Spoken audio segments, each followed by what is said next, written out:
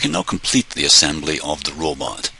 I've started that by adding some screws and nuts to hold that arm in place, and those are 832 by 1/2 inch, and again I created sub-assemblies of those by demolding them.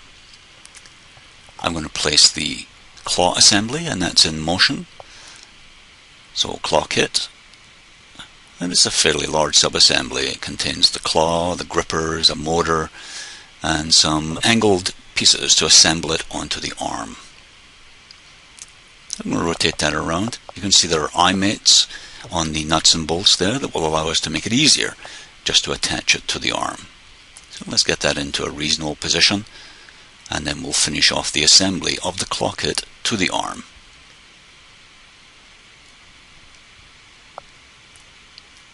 It's going to be on those bottom holes. I'm going to choose the lower one. It's probably the easier one because I can see it.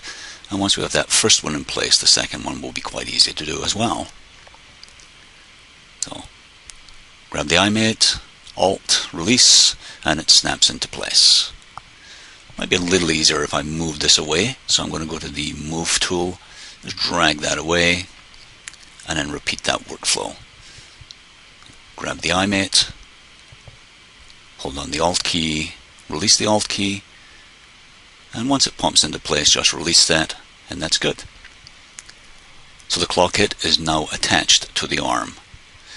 And if we grab onto the claw, there it is, we can see that it's moving. Now the claw will also move as well, but you'd have to make that flexible.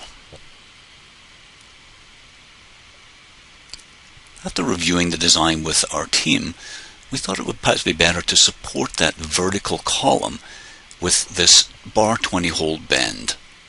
So what we've done is we've taken a standard piece, just bend it around to an angle, just we custom made that, and then bolted it onto the front and onto the vertical column. To do that, we used the 832 by 1/4 inch long screws and the caps nut on the back, and of course combined those or demoted those into that sub-assembly. And I called it 832 by 250 support. So with the addition of those supports, the modeling of the virtual robot is now complete.